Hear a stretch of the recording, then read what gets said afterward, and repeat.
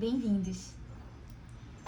Meu nome é Caroline Falcão, eu sou mestre em Ciência e Tecnologia de Alimentos, estudei vinhos durante alguns anos, sou professora de enologia e trabalho dando aulas, já ensinei centenas de alunos a arte da harmonização e dos vinhos. Então, esse canal, ele está voltado para a harmonização com vinhos, é o nome do nosso canal, e ele pretende trabalhar vários elementos do vinho para que vocês que não têm tanta propriedade possam conhecer um pouquinho mais na hora de fazer suas escolhas. Por isso, a primeira coisa que eu vou solicitar é comente, curte, compartilha e passa para quem você acha que vai se interessar sobre o tema. Então, o tema de hoje do nosso vídeo é por que é tão difícil comprar vinhos. Você acha difícil comprar vinhos? Você chega numa loja e não tem dificuldade nenhuma para comprar nada? Ou você tem facilidade? Você já aprendeu? Você já estudou sobre vinhos? Quando você vai num restaurante, você abre a carta de vinho, você sabe exatamente o que é que você quer já? Porque você já experimentou uma diversidade enorme de vinhos, ou porque você conhece muito, ou porque você lê muito? Ou você tem dificuldade? Fica lá na barreira, quanto é que eu posso pagar por cada vinho? Quanto eu estou disposto a disponibilizar? Acredita que vinho bom é só aquele vinho que é mais caro, que você precisa realmente ali desembolsar um valor substancial? Precisa ser um vinho envelhecido? Você sabe a diferença de um vinho envelhecido para um vinho jovem? O que é que você está procurando numa taça no vinho envelhecido e no vinho jovem? São tantas coisas. Será que quando você vai comprar um vinho, você precisa saber, conhecer bem da geografia daquela região produtora? Aquela região produtora é uma região do Novo Mundo? É do Velho Mundo? Eu preciso compreender isso para poder saber como é que eu vou escolher a garrafa. Essa região, ela tem diversas sub-regiões, e dessas sub-regiões eu preciso conhecer se ela tem alguma indicação geográfica. Essa indicação geográfica diz, de fato, que é um vinho de maior qualidade? Ah, é uma denominação de origem ou é uma AOC?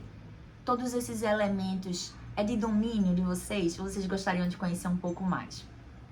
Além disso, quando a gente fala da geografia da produção daquele vinho, a gente precisa atentar que as características do vinho vão sofrer mudanças, dependendo do solo, dependendo do clima, quantidade de água, de chuva, de vento, o terreno, as técnicas de cultivo, as técnicas de elaboração, o manejo do agrônomo, o produtor de vinhos, ele precisa saber que tipo de vinho ele quer entregar, que uva é aquela que ele está trabalhando. E você, quando vai comprar, precisa saber exatamente qual é a uva? Você já tem uma uva de preferência? Ah, você prefere Merlot, prefere Cabernet Sauvignon, você prefere vinhos brancos? São uvas que você vai consumir no vinho. Você prefere o vinho de uvas de mesa? Você prefere vinhos de uvas viníferas? Você sabe a diferença? Você sabe quais são as características que você vai procurar em cada tipo de vinho? Ah, eu gosto mais de uvas brancas, eu gosto de uvas tintas.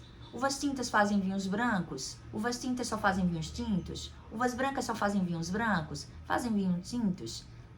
Vocês conhecem as características de cada uva? O que é que ela vai contribuir quando a gente coloca na taça, a gente gira a taça? Qual é o perfil que a gente encontra, o sensorial? A gente coloca mais do que uva dentro do vinho? Precisa colocar algum tipo de conservante ou não? Que tipo de vinho leva conservante? Que tipo de vinho não leva conservante? E o sensorial de cada uva muda se a região é diferente? Todas essas coisas são coisas que os sommeliers, os enólogos, os estudiosos do mundo do vinho se debruçam e pesquisam até o nível da exaustão para poder produzir vinhos de qualidade. Mas e o consumidor? Precisa mesmo saber disso tudo? A pessoa, para entrar nesse mundo de vinhos, ela precisa ter um profundo conhecimento, um profundo saber de tudo isso? Será que eu posso te ajudar com isso? Acredito que os vídeos que a gente vai trazer aqui, eles vão trabalhar todos esses elementos no nível de detalhe, mas sem a gente precisar gastar tanto tempo trabalhando aqueles conteúdos, sem a gente precisar trabalhar só de forma técnica, usando só a linguagem do mundo dos vinhos, mas também sem perder a característica dessa linguagem. Porque quando nós estamos numa mesa, nos reunindo com pessoas que estamos degustando vinhos, a linguagem ela é importante para poder a gente saber que a gente está falando sobre a mesma coisa, né? Então, saber alguns conceitos básicos, saber algumas definições, saber exatamente o que é vinho. O vinho, ele é um produto que é produzido a partir de um processo fermentativo, né? Então, a levedura, que é um fungo, chamada Saccharomyces cerevisiae, ela fermenta os açúcares do vinho, ela consome aqueles açúcares dos vinhos e aí ela produz um gás, CO2, e produz o álcool, né? O etanol. O etanol vai estar lá na maioria dos vinhos. Atualmente tem se produzido alguns vinhos que não tem residual alcoólico, para as pessoas que têm alguma indisposição em consumir álcool, ou por motivos religiosos, ou por motivos de saúde, ou de gosto pessoal, ou por conta de questões legais de dirigir, mas continuam gostando de apreciar a bebida. Além disso, os vinhos, quando a gente está conversando sobre eles, esse processo de produção, o que é que vai acontecer? Essa levedura produz esse CO2, mas esse CO2 ele vai sendo perdido durante o processo de fermentação. Se os tanques de fermentação lá vão ficando abertos, esse gás vai saindo. Mas em alguns vinhos a gente quer que esse gás permaneça, em menor ou maior quantidade. São os vinhos espumantes, frisantes. A gente vai conversar bastante sobre vários tipos de vinho. Além disso, a pessoa que vai consumir, que vai comprar, ela também precisa estar atenta à característica do vinho que ela quer comprar, né? Eu quero comprar o espumante, como eu falei, que ainda tem a bolinha, ainda tem a perlagem por conta do gás. Eu quero comprar com menos bolinhas, né? Que são os frisantes.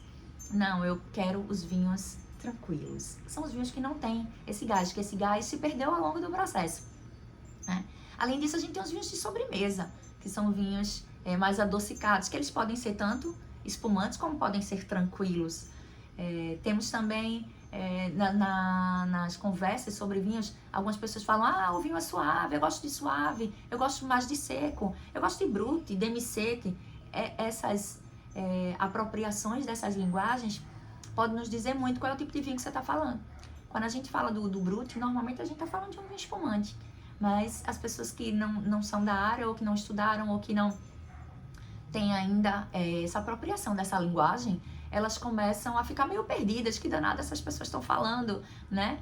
Não necessariamente por conta das terminologias, às vezes em outros idiomas, mas por causa da vivência no mundo dos vinhos propriamente dito. Além disso, os vinhos eles têm tonalidades diferentes. Nós só temos 3 cores de vinho, né? Nós temos os vinhos tintos, os vinhos brancos e os vinhos rosados. Mas a gente tem nuances dessas cores distribuídas, e a gente chama essas nuances de cores numa classificação, numa variação muito grande de cada cor de vinho e tonalidades. E essas tonalidades tornam o vinho muito apreciável do seu ponto de vista visual. É uma das características que a gente, quando recebe o vinho na taça, a gente aprecia primeiro. Você vê logo que cor é aquela, né? Então, é um vinho tinto, mas essa cor, ela é um rubi?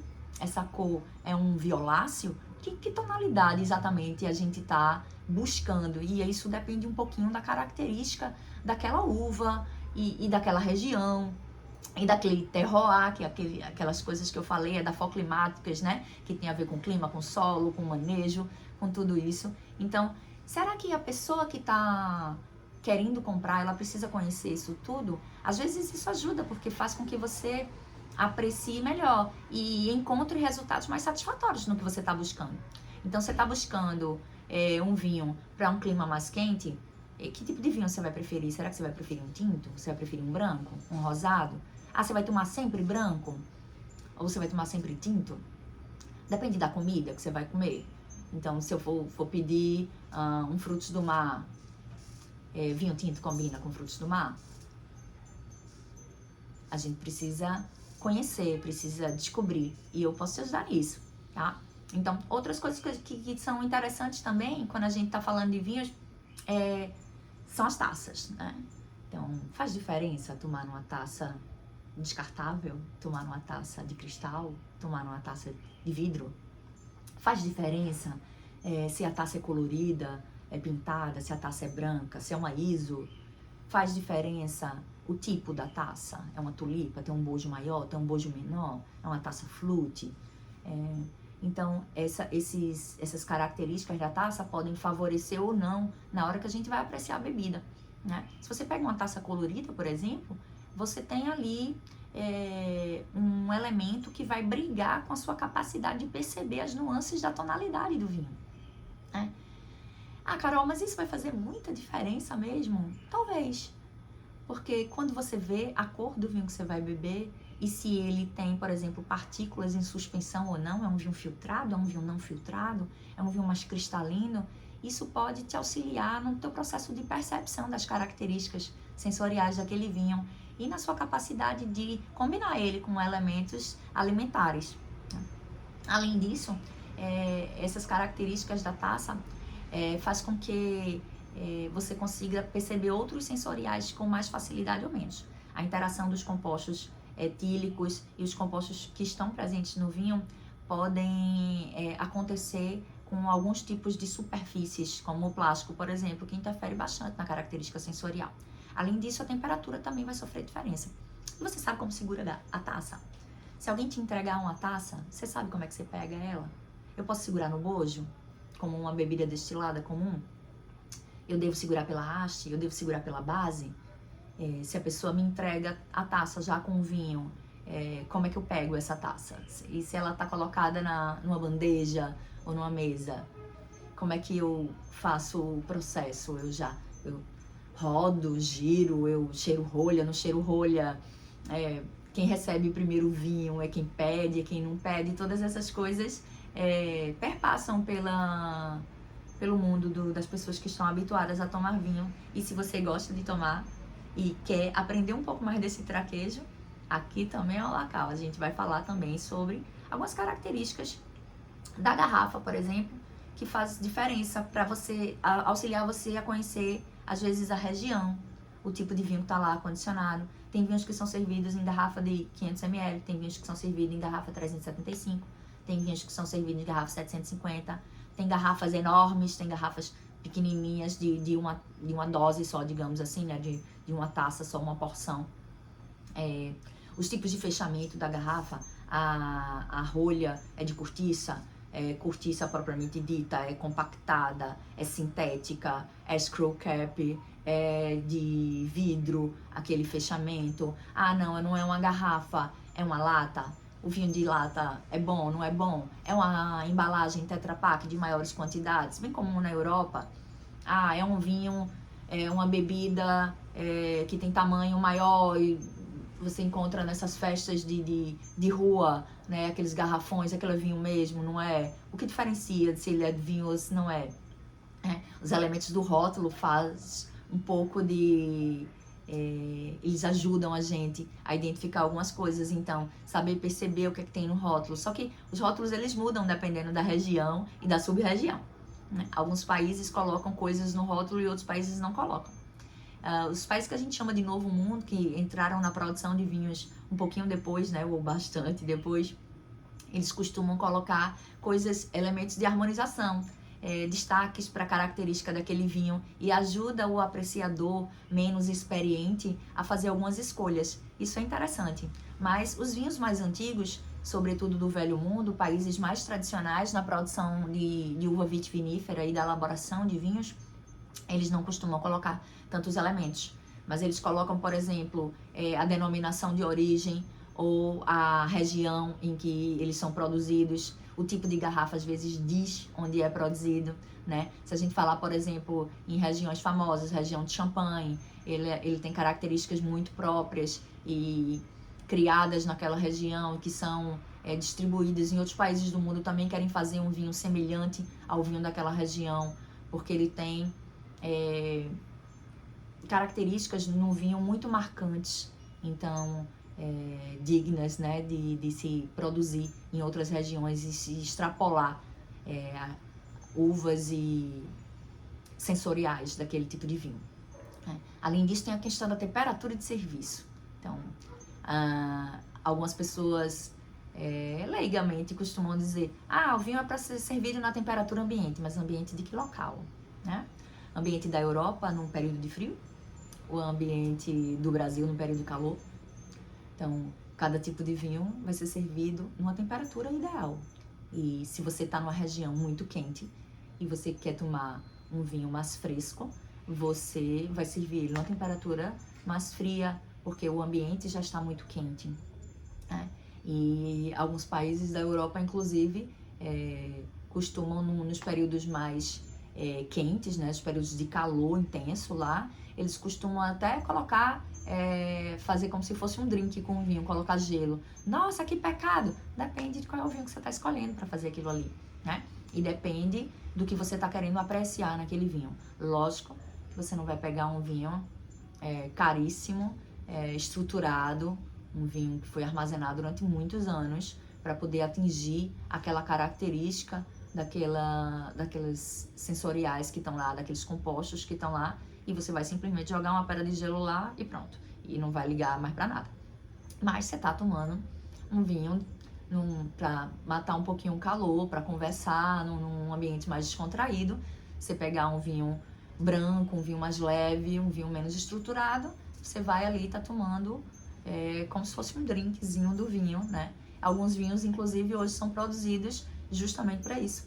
Eles passam por um processo em que eles diminuem a quantidade de água daquele vinho. Aquele vinho fica mais consistente em termos de estruturas de sabor, justamente para quando você colocar o gelo lá, diluir aquilo ali e ser entregue de uma maneira mais apreciável pela pessoa que está consumindo aquele vinho.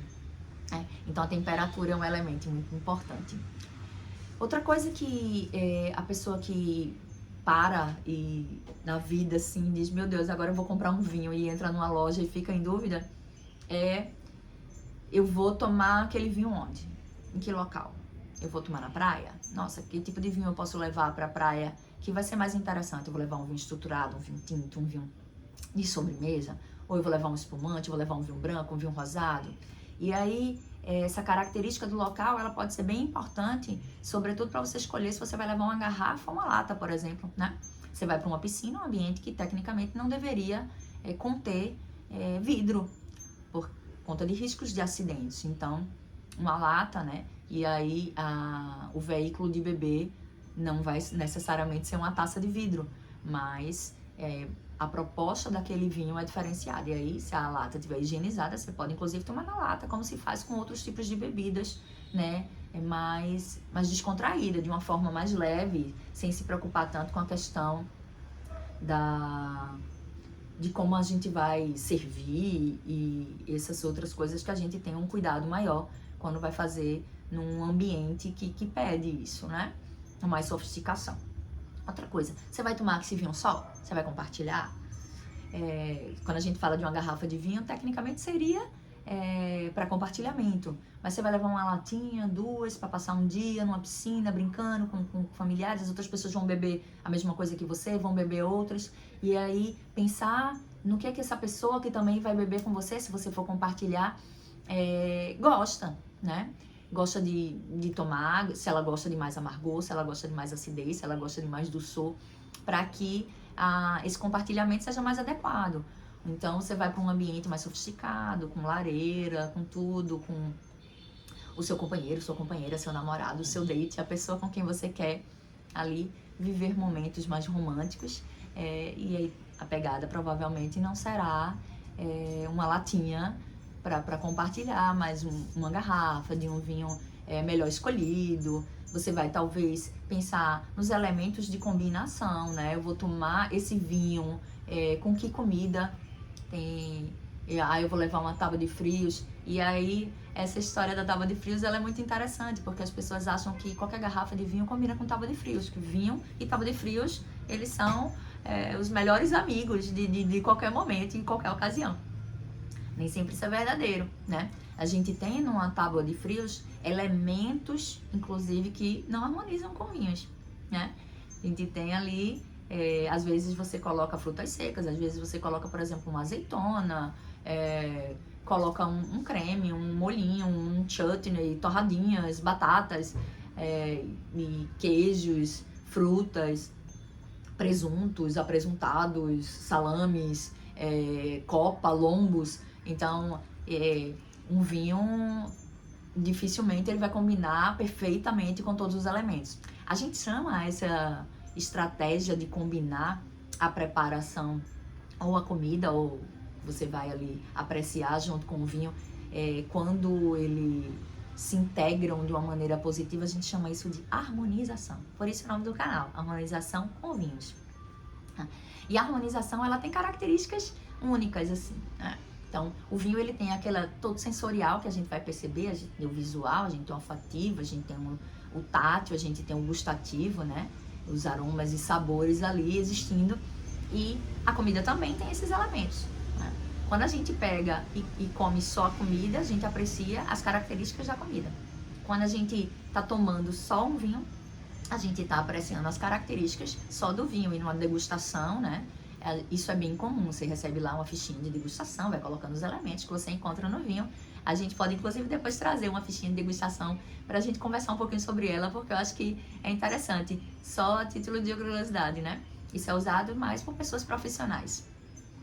Mas, quando a gente tem os dois elementos, a comida e o vinho, a gente precisa criar ali uma harmonia, né? A gente precisa criar um contexto em que uma coisa converse com a outra, e que o vinho estimule você continuar consumindo a preparação e que a preparação continue estimulando você a tomar o vinho, tá? Então, a gente chama isso de harmonização. Então, se o vinho melhora junto com a preparação que eu trouxe, a gente chama isso de harmonização. Se a preparação também melhora e o vinho também melhora, os dois melhoram, é uma harmonização perfeita. A gente constrói um terceiro elemento de sabor, que é a interação da comida com o vinho.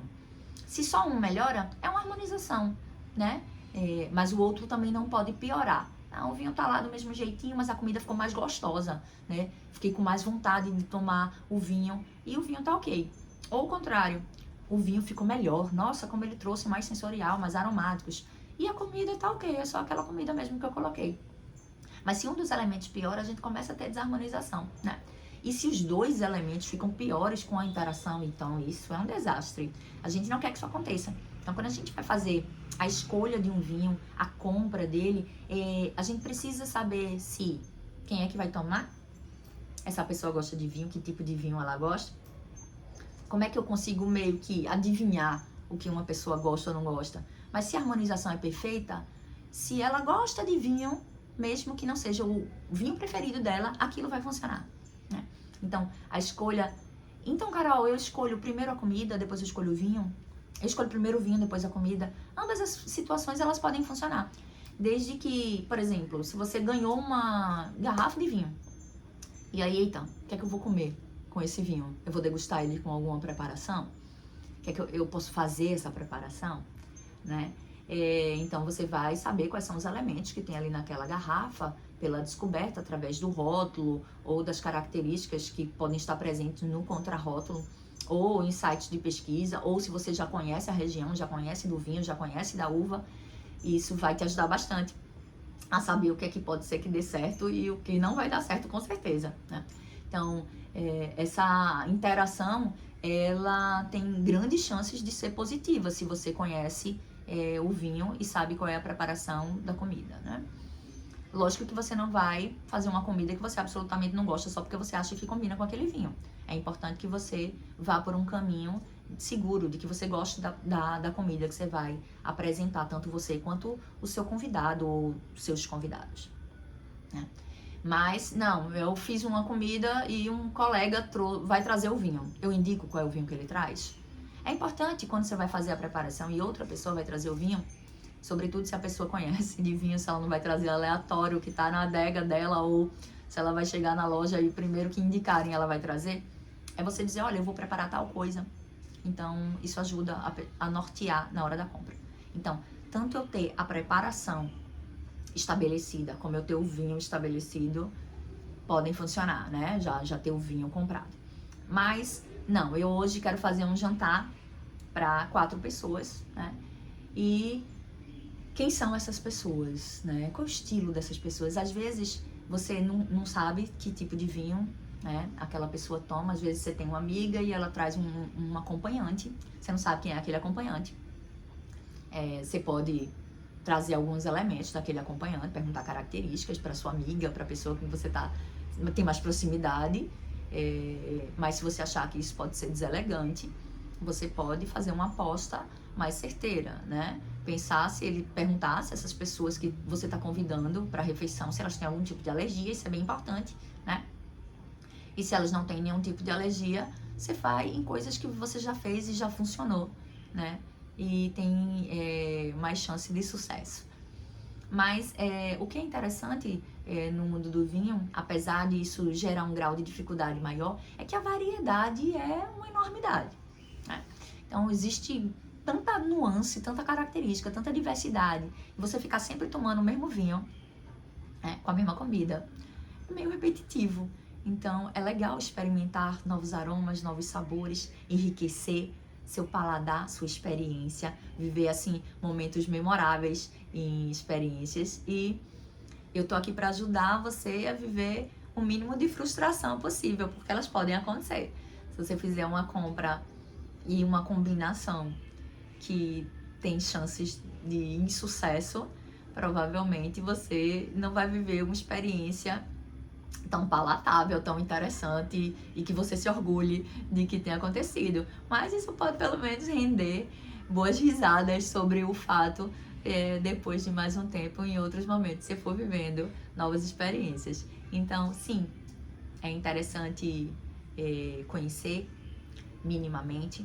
Esse percurso ele não precisa ser tão longo nem tão caro, né? Você não precisa ser um especialista, um profissional no mundo do vinho para poder você fazer uma boa escolha, comprar um bom vinho e viver experiências interessantes, né, ao lado das pessoas que você curte, ou até sozinho, em momentos, né, de introspecção ou de solitude. Você tá ali, quer só apreciar um vinho e você saber que tipo de vinho ali aquela ocasião pede. Você quer assistir um filmezinho, você quer, né, tá lá curtindo uma piscina ou uma praia, tá com um monte de amigos, tá indo para um churrasco e as pessoas dizem, vai levar qual cerveja? Eu particularmente, eu não tomo cerveja, não aprecio bem o sabor, prefiro vinho em qualquer ocasião. Se não puder tomar vinho, eu tomo água, eu tomo outras coisas, mas as outras bebidas alcoólicas não me apetecem muito. E aí, qualquer ocasião que eu vá, se eu for tomar uma bebida alcoólica, eu vou levar um vinho. Então, se eu vou para um churrascão com piscina, com tudo, com um monte de amigo, eu vou escolher o tipo de vinho que se adequa à temperatura daquele local, à capacidade de acondicionamento. Outra coisa que é interessante é que, dependendo do vinho que você vai levar, você não precisa levar um saca-rolhas, né? As garrafas de espumante ou do Novo Mundo, do Screw Cap, elas não precisam de saca-rolho. Você pode levar sua taça ou não levar a taça. Hoje em dia tem taças até personalizadas com nome. Já ganhei algumas, inclusive são lindas. E ainda permitem que você consiga visualizar a bebida de forma a apreciar melhor o que você está tomando, né? E você vai para lá e leva a sua bebida, degusta, né? Você pode levar também os protetores de temperatura, né? Você refrigera seu vinho e pode levar os protetores de temperatura, ou pode servir com gelo, como os franceses às vezes fazem, né? Quando a temperatura tá no verão ali muito quente e eles precisam ali de um vinho numa temperatura mais agradável, mais aprazível, para curtir ali aquele momento, sempre apreciando o vinho, né? Outra coisa interessante é que nas questões financeiras, né, de repercussão, de imposto e tudo, aqui no nosso país, no Brasil, os vinhos são tratados como bebidas alcoólicas, que o são, né? Mas em outros países mais tradicionais na produção de vinho, eles são comercializados como alimento. Então, a tributação costuma ser diferente. Outra característica na hora que a gente vai comprar e pode impactar, né, financeiramente na escolha, é que os países do Mercosul, né, ou países mais proximais, eles têm um valor do produto mais acessível. Mas, se você é um apreciador de vinho e que uma diferença de alguns reais não vai impactar tanto para você, qualquer vinho que você escolher vai ser o vinho que você vai tomar. E aí, o céu é o limite, né? Então, eu acho que, de um modo genérico, a gente trabalhou todas as dificuldades, né, de se comprar o vinho e de tantas coisas que se podem aprender sobre, para poder você fazer uma escolha mais assertiva. E aqui no Harmonizando com Vinhos, a gente vai trazer muitos outros vídeos que vai detalhar sobre as características que a gente encontra em cada vinho, de cada região, de cada uva, com suas características de temperatura e harmonizações, alimentos que vão combinar bem com aquele vinho e alimentos que não vão combinar tão bem assim, e alimentos que vão, nossa, era melhor que eu não tivesse feito nada e tivesse só tomado o vinho sozinho, tá? Então, foi um prazer estar aqui com vocês hoje. Eu espero que tenham gostado, e quem gostou, curte, compartilha, distribui aí com pessoas. E embaixo você também pode fazer comentários, perguntas, sugestões, e eu costumo ler todas as mensagens. Então, fiquem bem e, mais uma vez, sejam bem-vindos.